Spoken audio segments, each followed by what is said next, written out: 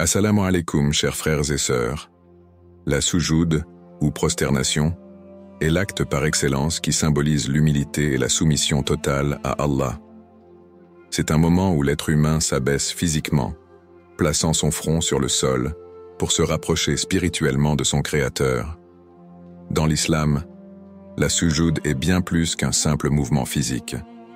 Elle incarne un dialogue intime entre le serviteur et son Seigneur, un moment de pure dévotion où l'âme se débarrasse de ses fardeaux et s'élève vers Allah.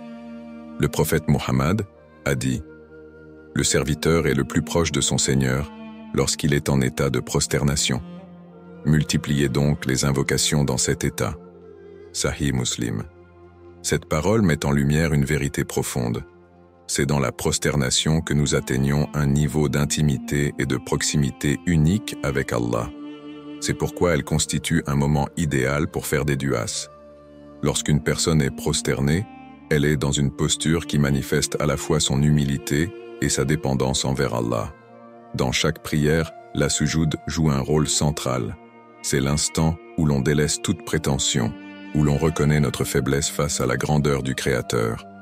Ce geste transcende les mots. Il est l'expression ultime de la foi, de la gratitude et de l'espoir. Allah dit dans le Saint-Coran « Prosterne-toi et rapproche-toi » Sourate Al-Alaq 96-19. Ce verset renforce l'idée que la prosternation est non seulement un acte de soumission, mais également une clé pour se rapprocher d'Allah. Faire une dua en soujoud n'est pas une simple recommandation. C'est une opportunité précieuse pour tout croyant. Dans cet état, les barrières entre le serviteur et son Seigneur s'effacent, permettant à la supplication de trouver un chemin direct vers les cieux. Imaginez un instant, dans le silence de la prosternation, c'est comme si le cœur chuchotait à Allah tout ce dont il a besoin, avec la certitude qu'il écoute et qu'il répond. Avant de commencer cette vidéo, n'oubliez pas de liker cette vidéo, car cela nous donne beaucoup de force pour continuer à partager du contenu bénéfique. Et je vous invite à vous abonner à notre chaîne et d'activer la cloche de notification pour rester informé de nos prochaines publications sur la foi islamique. Merci et bonne vidéo. Étape 1. Pourquoi Allah répond? Pendant la soujoud. La soujoud est bien plus qu'un simple geste physique. Elle représente l'acte d'humilité ultime. Lorsqu'un croyant se prosterne, il reconnaît sa faiblesse, son incapacité à contrôler tous les aspects de sa vie, et son besoin total de la miséricorde et de la guidance d'Allah. Cet état d'abandon complet est le moment où l'âme s'ouvre à son Seigneur. Et c'est précisément cette vulnérabilité spirituelle qui fait de la soujoud un moment puissant pour les invocations. Le prophète Muhammad a dit « Le moment où un serviteur est le plus proche de son Seigneur est lorsqu'il est en prosternation. Multipliez donc les invocations dans cet état. » Sahih Muslim. Ce hadith souligne clairement la connexion unique entre le croyant et Allah durant la soujoud. Pourquoi est-ce si spécial? Parce que c'est l'instant où le croyant renonce à toute fierté, mettant son visage, la partie la plus noble du corps, sur le sol, un acte qui reflète la reconnaissance que tout pouvoir et toute grandeur appartiennent à Allah seul. L'humilité qui attire la réponse divine. L'humilité est une qualité aimée d'Allah, et la soujoud est sa manifestation la plus pure. Dans le Coran, Allah dit « Et votre Seigneur a dit, invoquez-moi, je vous répondrai. » Sourate Ghafir 40-60. L'invocation faite dans un état d'humilité sincère, où le cœur est entièrement tourné vers Allah, a une plus grande chance d'être acceptée. C'est comme si, dans la soujoud, le croyant disait à Allah « Je ne peux rien sans toi, Ya Rab, j'ai besoin de toi. » Lorsque l'orgueil est absent, et que l'humilité est totale, le cœur est purifié et l'âme est connectée directement à son Créateur. C'est dans cet état que les portes des réponses divines s'ouvrent. Exemple, inspirant des prophètes et des compagnons. Les prophètes eux-mêmes, les meilleurs exemples pour l'humanité, ont eu recours à la soujoud dans leurs moments de désespoir ou de gratitude. Prenons l'exemple du prophète Younes, Jonas, paix sur lui, lorsqu'il était dans le ventre de la baleine. Il s'est prosterné et a invoqué Allah en disant « Il n'y a point de divinité à part toi. Gloire à toi, J'ai été vraiment du nombre des injustes. Sourate Al-Anbiya 21, 87. Dans ce moment de soujoud et de supplication, il a reconnu sa faiblesse et son besoin du pardon divin. Allah a répondu à son appel en le sauvant de cette situation désespérée. Cet exemple montre que, même dans les situations les plus sombres, la sujoud peut devenir une lumière d'espoir. De même, le prophète Muhammad passait de longues heures en sujoud, priant pour sa communauté, implorant la miséricorde d'Allah. Un jour, un compagnon a vu le prophète en larmes pendant sa prosternation, répétant « Ô Allah, ma communauté! Ô Allah, ma communauté !» Sahih Muslim. Cette sujoud pleine d'humilité a montré son amour pour son peuple et sa foi inébranlable en Allah, qui répond toujours aux supplications sincères. Pourquoi les réponses arrivent rapidement? L'un des secrets de la sujoud est qu'elle n'est pas seulement un acte physique, mais aussi une posture du cœur. Lorsque nous nous prosternons, nos cœurs s'abaissent devant Allah, ce qui efface les barrières entre nos invocations et sa réponse. Allah est le plus proche de ses serviteurs, et il aime répondre à ceux qui l'invoquent avec sincérité. En sujoud, le croyant est dans un état de proximité qui dépasse les mots. Il n'y a pas d'intermédiaire, pas de distraction. C'est un dialogue direct entre le serviteur et son Seigneur. C'est pourquoi la sujoud est un moment idéal pour implorer Allah, que ce soit pour demander pardon, chercher guidance ou demander un bienfait particulier. Un moment unique de connexion spirituelle. Chaque croyant a des besoins, des rêves et des luttes personnelles. La sujoud offre un moment unique pour tout confier à Allah. Imaginez-vous, dans le silence de la nuit, en prosternation, avec une certitude absolue qu'Allah écoute et qu'il répond. Ce sentiment est inégalable. Prenez cette opportunité à chaque prière. Faites des duas sincères en sujoud et ayez la certitude qu'Allah vous écoute et vous répondra, que ce soit immédiatement, en différant pour un moment meilleur, ou en vous offrant quelque chose d'encore plus grand dans l'au-delà. Étape 2. Comment faire une dua puissante en sujoud? Faire une dua en sujoud est un acte profondément spirituel et intime. C'est une opportunité de connecter directement son cœur à Allah, sans intermédiaire, et de présenter ses besoins avec humilité et sincérité. Mais pour qu'une dua soit puissante et efficace, elle doit être structurée et exécutée avec dévotion. Voici des conseils pratiques pour maximiser la force de vos invocations. Premier, commencez par les louanges d'Allah. Toute invocation doit débuter par l'exaltation et la glorification d'Allah. Cela montre notre reconnaissance pour ses innombrables bénédictions et notre adoration sincère. Avant de demander quoi que ce soit, prenez un moment pour louer Allah avec des paroles comme « Subhana Rabbi al-A'la » « Gloire à mon Seigneur, le Très-Haut » qui est l'invocation recommandée dans la sujoud. Ou encore réciter d'autres louanges comme « Alhamdulillahi Rabbil Alamin » Louange à Allah, Seigneur des mondes, ou « La ilaha illa anta, subhanaka, inni kuntu minaz zalimin » Il n'y a de divinité qu'Allah, gloire à lui, j'ai été du nombre des injustes. Ces mots établissent votre proximité avec Allah et renforcent la sincérité de votre invocation. 2. Invoquer. Avec sincérité et foi absolue. La clé d'une dua puissante est la sincérité. Lorsque vous vous prosternez, parlez à Allah comme si vous lui confiez les secrets les plus profonds de votre cœur. Imaginez que vous vous tenez devant votre Seigneur, le Tout-Puissant, qui connaît déjà vos besoins, mais qui aime entendre vos paroles. Le prophète Muhammad a dit « Invoquez Allah avec la certitude qu'il répondra, et sachez qu'Allah n'accepte pas l'invocation d'un cœur inattentif et distrait. » Tirmidhi. Ayez une foi inébranlable qu'Allah écoutera et répondra, que ce soit dans cette vie ou dans l'au-delà. Chaque mot que vous prononcez doit venir du plus profond de votre âme, avec l'espoir et la confiance en sa miséricorde. 3. Mentionnez vos besoins clairement, soyez spécifique dans vos demandes. Ne vous contentez pas de généralités comme « Oh Allah, bénis-moi ». Expliquez vos besoins avec des détails. Par exemple, pour le pardon, « Ya Allah, pardonne mes péchés, ceux que je connais et ceux que je ne connais pas ». aide-moi à m'éloigner de ce qui te déplaît.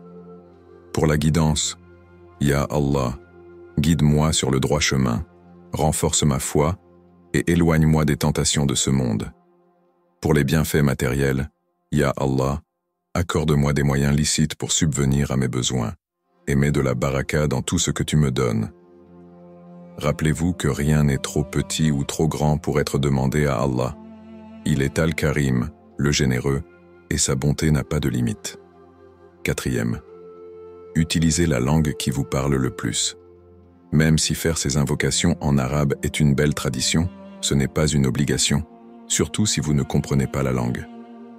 Allah comprend toutes les langues et sait ce qui est dans votre cœur. Si vous connaissez l'arabe, essayez d'utiliser des invocations du Coran ou des hadiths. Par exemple, Rabbana atina fid dunya hasanatan wa fil akhirati hasanatan wa qina adhaban nar. Seigneur, accorde-nous une bonne part dans ce monde, une bonne part dans l'au-delà, et protège-nous du châtiment du feu. Sourate Al-Baqarah, 201. Si vous ne maîtrisez pas l'arabe, parlez dans votre langue maternelle avec la même sincérité. Ce qui compte, c'est que vos paroles viennent du cœur. 5e. Évitez les distractions. Pendant la prosternation. Pour que votre dua soit puissante, il est essentiel d'éliminer toutes les distractions. Voici quelques conseils. Choisissez un moment de tranquillité, les moments comme la prière nocturne, Qiyam al-Layl, ou après une prière obligatoire sont idéaux, car l'environnement est calme et propice à la concentration. Éteignez vos pensées mondaines. Avant de commencer, prenez un moment pour méditer sur la grandeur d'Allah. Détachez-vous des préoccupations de ce monde. Restez en sujoud plus longtemps. Ne vous précipitez pas. Profitez de cet instant unique pour rester connecté à Allah. 6. Exemple de duas recommandés. Voici quelques duas que vous pouvez intégrer dans votre sujoud selon vos besoins. Pour la protection, Allahumma inni a'udhu bika min sharri ma amiltu wa min sharri ma lam a'mal. Ô Allah, je cherche refuge auprès de toi contre le mal de ce que j'ai fait et de ce que je n'ai pas encore fait. Pour demander un bienfait, Allahumma inni as'aluka min fadlika wa rahmatika. Ô Allah, je te demande de ta grâce et de ta miséricorde. Pour la guérison, Rabbana asrif anna adhab jahannam, innaha kana garama. Seigneur, éloigne de nous le châtiment de l'enfer, car son tourment est permanent. 7. Restez persistant et patient. Le prophète Muhammad nous a enseigné de ne jamais désespérer de la miséricorde d'Allah. Votre invocation est exaucée tant que vous ne vous précipitez pas, en disant « J'ai invoqué, mais je n'ai pas reçu de réponse ». Bukhari et Muslim. Continuez à faire vos duas, même si vous ne voyez pas de réponse immédiate. Allah sait ce qui est le mieux pour vous et vous répondra au moment opportun. En structurant vos invocations et en utilisant ces conseils, chaque sujoud peut devenir un moment puissant où vous vous rapprochez d'Allah et où vos prières atteignent directement sa miséricorde. Étape 3. Histoires inspirantes de réponses rapides. La sujoud n'est pas seulement un acte d'adoration, c'est une clé qui ouvre les portes des bénédictions et des solutions divines.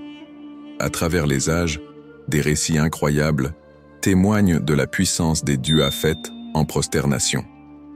Voici des exemples issus de la tradition islamique et des temps modernes, pour illustrer la miséricorde d'Allah lorsqu'un serviteur se tourne vers lui avec sincérité.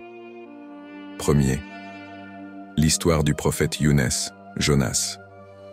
L'un des récits les plus puissants du Coran est celui du prophète Younes, Jonas, paix sur lui.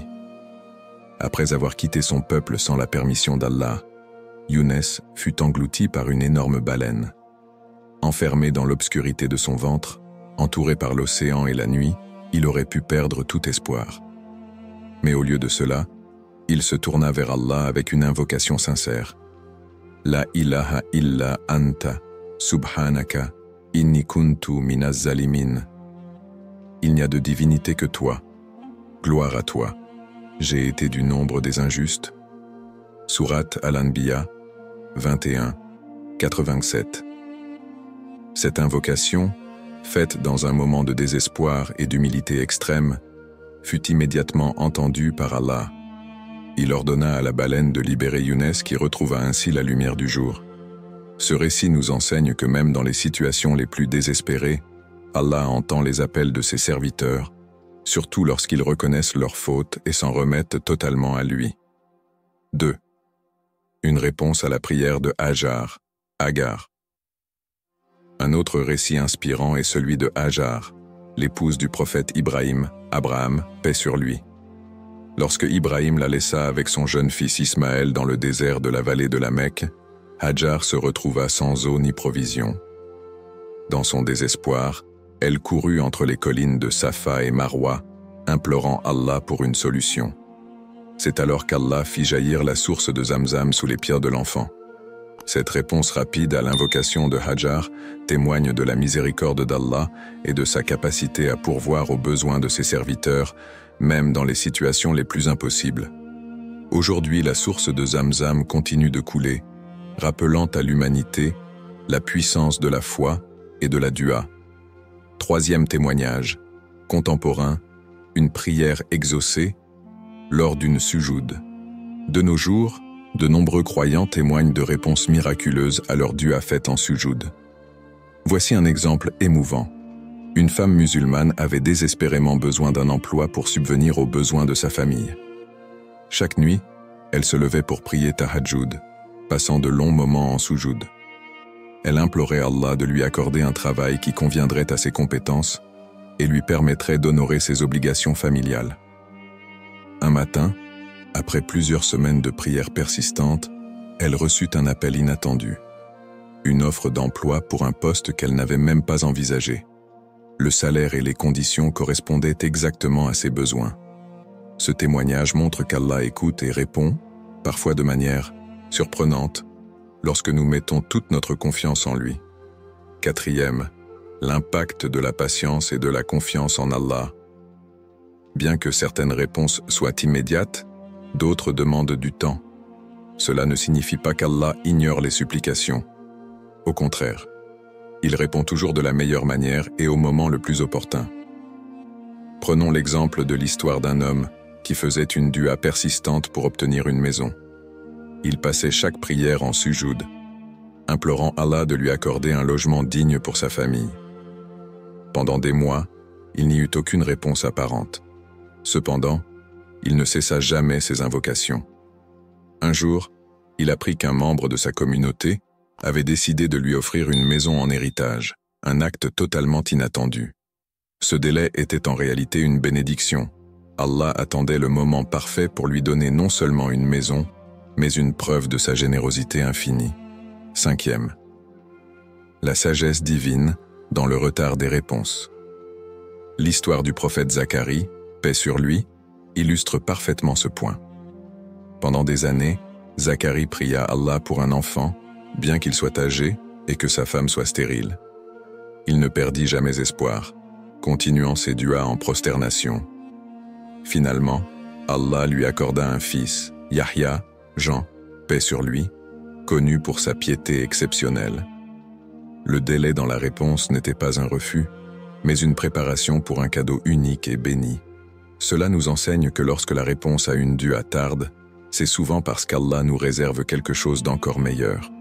La patience et la persévérance sont des preuves de foi, et la sujoud est un moyen de renforcer cette connexion avec notre Seigneur. 6e. Un puissant rappel. Allah n'oublie jamais ses serviteurs. Le prophète Muhammad a dit « Votre Seigneur est pudique et généreux. Lorsqu'un serviteur lève ses mains vers lui, il répugne à les lui rendre vides. » Tirmidhi. Cette parole rassure chaque croyant que tant que nous faisons preuve de sincérité et d'humilité dans nos invocations, Allah répondra, parfois d'une manière que nous ne comprenons pas immédiatement. En conclusion, les récits historiques et contemporains montrent que la sujoud est une opportunité puissante pour obtenir des réponses d'Allah. Que la réponse soit immédiate ou qu'elle prenne du temps, le croyant peut être certain qu'Allah n'ignore jamais les supplications faites dans cet état d'humilité extrême. Étape 4. Erreur courante lors des duas en sujoud. La soujoud est une opportunité unique de se rapprocher d'Allah et de lui présenter nos besoins et nos souhaits. Cependant, certaines erreurs, souvent inconscientes, peuvent freiner l'exaucement des duas. Il est essentiel de les identifier et de les corriger pour maximiser cette connexion spirituelle. Voici une liste des erreurs les plus courantes, ainsi que des conseils pour les éviter. Premier, manque de sincérité dans l'invocation. Le premier obstacle majeur à l'exaucement des duas est l'absence de sincérité. Lorsque nous faisons une dua, il est crucial de le faire avec une intention pure et un cœur entièrement tourné vers Allah. Allah dit dans le Coran, « Invoquez votre Seigneur humblement et en secret. Il n'aime pas les transgresseurs. » Sourate Al-A'raf 7.5.5. Si une dua est faite machinalement, sans ressentir une réelle connexion, ou pour des motifs égoïstes, elle risque de ne pas être exaucée. Par exemple, demander une faveur uniquement pour impressionner les autres ou pour accomplir des objectifs futiles peut éloigner la miséricorde d'Allah. Conseil. Avant de faire une dua en sujoud, prenez un moment pour purifier votre intention. Rappelez-vous que vous vous adressez au Créateur des cieux et de la terre. Deuxième, précipitation et manque de patience. Une autre erreur courante est de s'impatienter lorsqu'une réponse tarde à arriver. Beaucoup s'attendent à ce qu'Allah exauce immédiatement leurs prières, et lorsqu'ils ne voient pas de résultat rapide, ils abandonnent leurs invocations. Le prophète Mohammed a dit « La prière de l'un de vous est exaucée tant qu'il ne s'impatiente pas et ne dit pas « J'ai prié, mais je n'ai pas été exaucé ». Bukhari et Muslim. Allah répond toujours aux supplications de ses serviteurs, mais de la manière qu'il juge la meilleure. La précipitation montre un manque de confiance en sa sagesse infinie. Conseil. Continuez vos duas avec persévérance et patience. Croyez fermement qu'Allah connaît le meilleur moment et la meilleure façon de vous répondre. Troisième. Être en état de désobéissance envers Allah. Faire des duas, tout en commettant des péchés majeurs ou en négligeant les obligations religieuses, peut bloquer leur exaucement.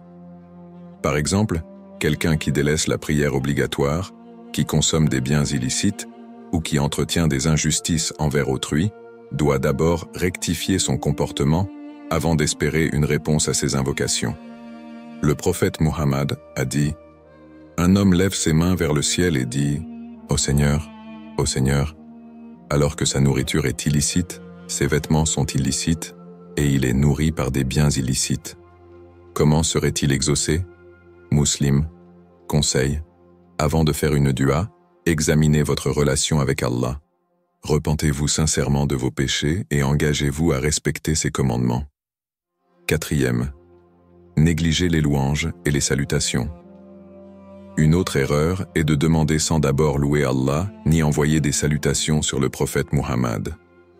Commencer une dua sans reconnaître la grandeur d'Allah peut réduire son impact.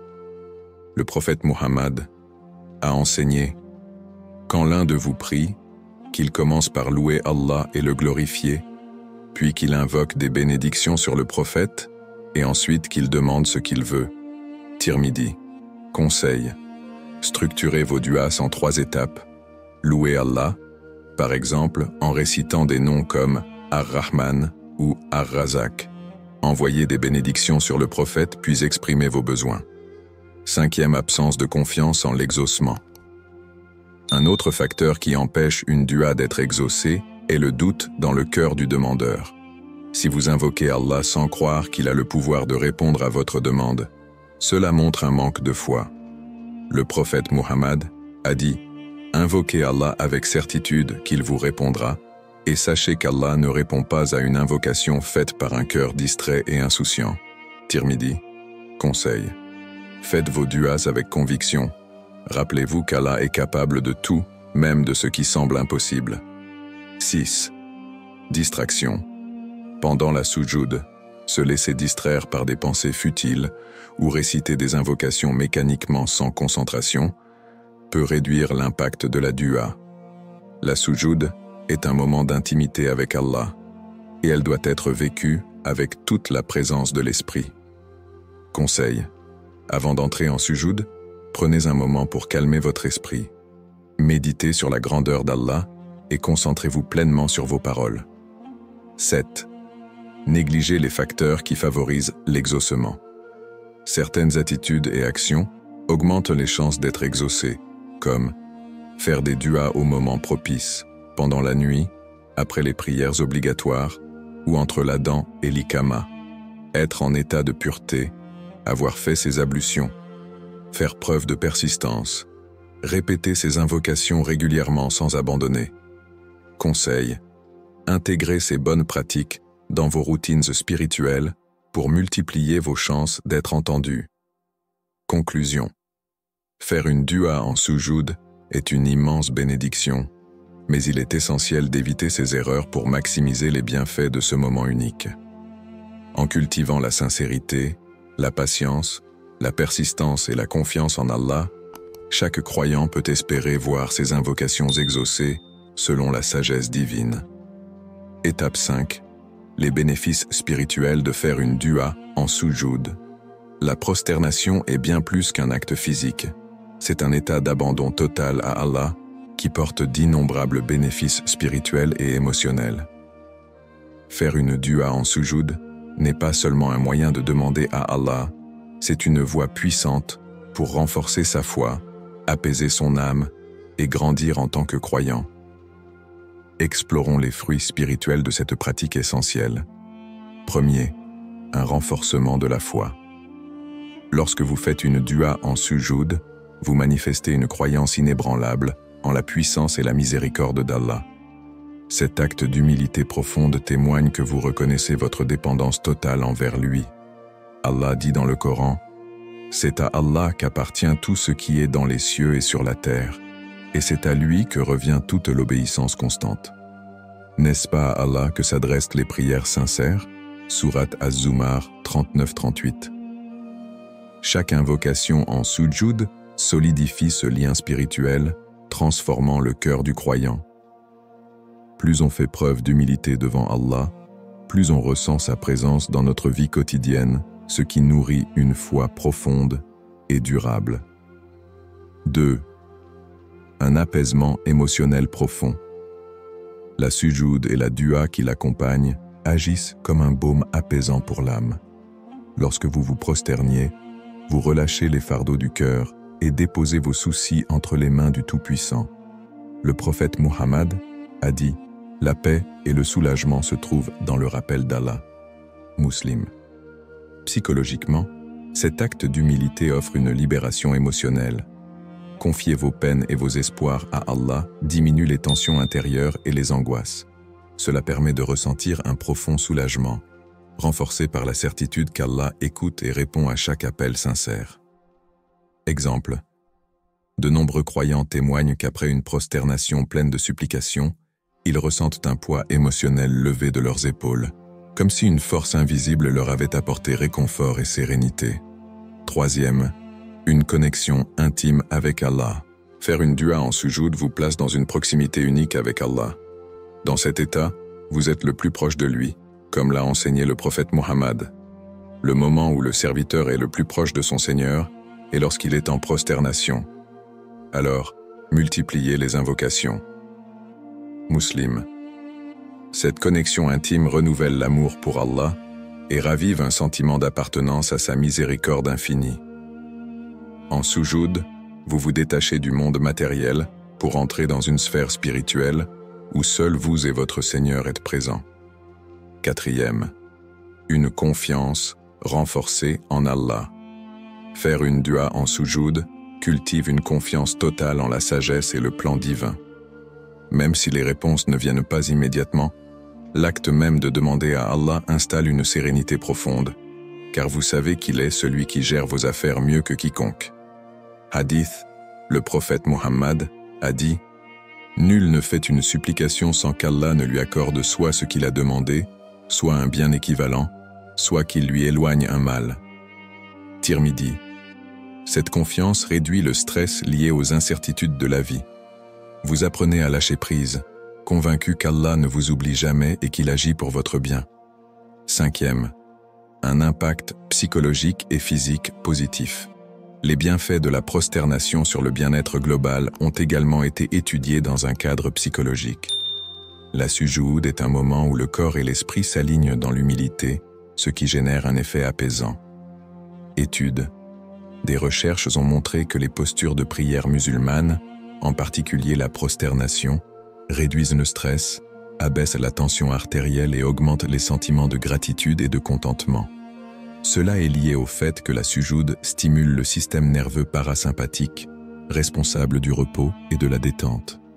Au-delà de l'apaisement, cet acte vous aide à recentrer votre esprit sur ce qui compte vraiment, réduisant les distractions et les préoccupations mondaines. 6. La diminution des angoisses et de la solitude. Lorsque vous vous prosterniez pour invoquer Allah, vous ne vous sentez jamais seul. Cet acte rappelle que, même dans les moments les plus sombres, Allah est toujours là pour vous. Le Coran rappelle cette vérité. Ne t'ai-je pas dit que je suis avec toi, que j'entends et que je vois? Sourate Taha, 20h46. Pour ceux qui ressentent de l'angoisse ou de la solitude, la sujoud devient un refuge. Vous vous déconnectez des sources de stress extérieur et vous ancrez dans la confiance qu'Allah est à vos côtés. Conclusion. Faire une dua en sujoud est bien plus qu'une simple pratique rituelle. C'est un outil puissant pour transformer son cœur, renforcer sa foi et atteindre une paix intérieure. En cultivant cette habitude avec sincérité, vous ressentirez non seulement un apaisement émotionnel immédiat, mais aussi une proximité spirituelle durable avec Allah. Étape 6. La patience et la foi dans l'attente de la réponse. Faire une dua en sujoud est un acte profondément spirituel, mais il est tout aussi important de comprendre que la réponse d'Allah peut ne pas être immédiate. Cela demande patience, foi et confiance en sa sagesse infinie. L'attente de la réponse d'Allah est une épreuve de foi, mais elle renforce aussi notre lien avec lui. Premier, Allah entend chaque invocation. Avant tout, il est essentiel de garder en tête cette promesse d'Allah. Et lorsque mes serviteurs t'interrogent sur moi, alors je suis tout proche.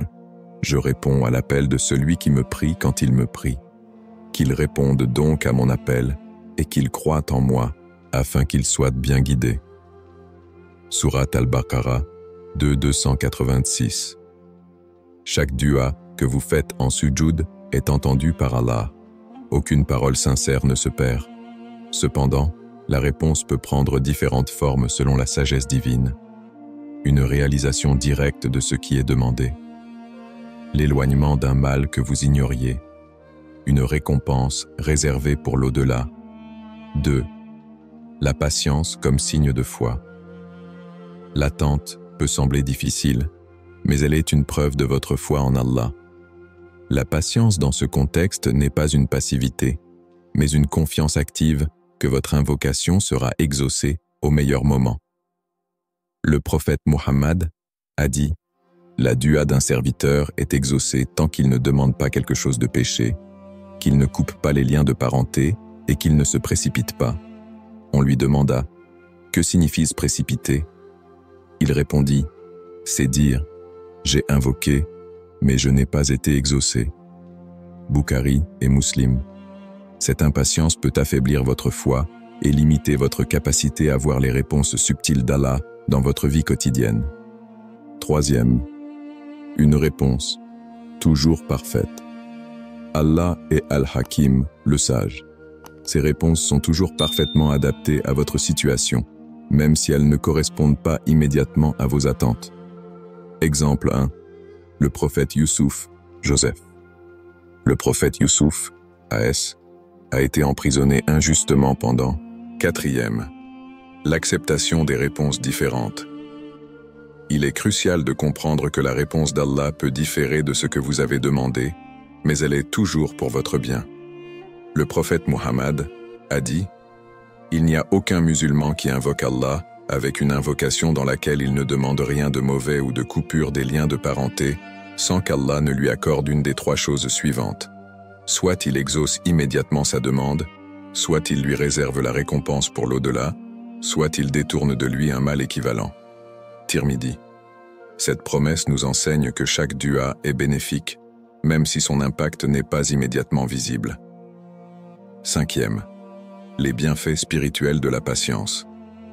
Attendre la réponse d'Allah avec patience permet de renforcer plusieurs qualités spirituelles. L'endurance, apprendre à patienter face aux épreuves, développe une résilience qui vous aide à traverser d'autres défis dans la vie. La gratitude. Lorsque la réponse arrive, elle est souvent accompagnée d'un sentiment de reconnaissance plus profond, car vous avez pleinement conscience de la valeur de ce don. La confiance en Allah. Chaque moment d'attente vous enseigne à vous en remettre entièrement à lui. 6. Histoires inspirantes de patience. Exemple. Contemporain. Une mère en détresse. Une femme qui avait perdu son emploi et traversait une période de grande difficulté à persister dans ses duas, notamment pendant les sujouds.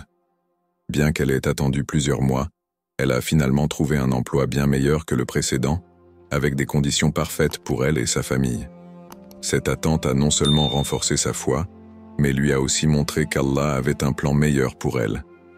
Exemple, le prophète Ayoub, Job. Le prophète Ayoub, A.S., a enduré des années de maladie et de souffrance, mais il est resté constant dans son adoration et ses invocations. Lorsque la réponse est finalement arrivée, il a été non seulement guéri, mais aussi béni au-delà de ses attentes. 7. La patience récompensée dans l'au-delà. Certaines invocations ne se réalisent pas dans ce monde, mais elles sont réservées pour l'au-delà, où les récompenses sont infiniment meilleures et éternelles. Cela renforce l'idée que la patience n'est jamais vaine. Le prophète Mohammed a dit « Lorsque le serviteur rencontrera Allah au jour du jugement, il verra des récompenses pour des invocations qu'il pensait ne pas avoir été exaucées. Allah lui dira « Ces invocations t'ont été réservées pour ce jour. » Conclusion. La patience et la foi dans l'attente des réponses d'Allah sont des qualités essentielles pour chaque croyant. En soujud, vos duas ne sont jamais ignorées. Elles sont entendues, soigneusement enregistrées et exaucées de la meilleure façon possible, au moment parfait. Cultivez la certitude qu'Allah ne déçoit jamais ceux qui lui font confiance, car sa sagesse dépasse tout ce que nous pouvons imaginer. Conclusion. Inspirante. Faites une dua. Maintenant. Maintenant que vous avez découvert la puissance de faire une dua en sujoud, pourquoi attendre? Allah, le Tout-Puissant, le Miséricordieux, est toujours proche, prêt à écouter vos supplications sincères. Chaque sujoud est une opportunité exceptionnelle de vous connecter à lui d'une manière qui transcende les mots. Lorsque vous placez votre front sur le sol, vous affirmez votre dépendance totale envers votre Créateur. C'est dans cet instant de profonde humilité que vous ouvrez votre cœur à Allah, en lui confiant vos rêves, vos peines et vos espoirs. Faites une dua, maintenant. Pourquoi ne pas profiter de ce moment pour mettre en pratique ce que vous avez appris aujourd'hui? Prenez un instant, trouvez un espace calme et entrez en sujoud. Parlez à Allah avec sincérité, sans barrière ni crainte. Même si vos mots sont simples, sachez qu'il comprend ce que votre cœur veut exprimer. Le prophète Muhammad a dit « L'invocation faite en sujoud est celle qui a le plus de chances d'être exaucée, alors invoquez abondamment. » Muslim. N'oubliez pas que la dua ne se limite pas à des demandes. Elle est aussi un moyen d'exprimer votre gratitude pour toutes les bénédictions déjà présentes dans votre vie. Renforcez votre lien avec Allah. Chaque dua que vous faites est un pas vers un lien plus fort avec Allah. En sujoud, vos préoccupations diminuent et votre cœur s'apaise, car vous savez que vous avez confié vos affaires à celui qui contrôle tout. Cette proximité spirituelle vous donne une force intérieure inébranlable et une paix que rien ni personne ne peut vous enlever. Lorsque vous terminez une prière, rappelez-vous que chaque mot a été entendu. Soyez patient, persévérez et gardez la foi, car Allah n'abandonne jamais ses serviteurs sincères. Une invocation à dire en sujoud. Pour ceux qui cherchent un exemple d'invocation, voici une courte dua que vous pouvez réciter dès maintenant. Ya Allah, je me prosterne devant toi en toute humilité. Je te demande ton pardon, ton aide et ta guidance. Ya Rahman, accorde-moi ce qui est bon pour ma vie Protège-moi de ce qui m'est nuisible et renforce ma foi en toi. Amin. Un dernier mot d'encouragement. Ne laissez pas cette inspiration s'évanouir. Passez à l'action maintenant. Chaque sujoud est un cadeau, une invitation directe à approcher Allah avec tout ce que vous portez dans votre cœur. Peu importe où vous en êtes dans votre cheminement spirituel, souvenez-vous, tant que vous revenez à Allah avec sincérité, vous êtes sur la meilleure des voies.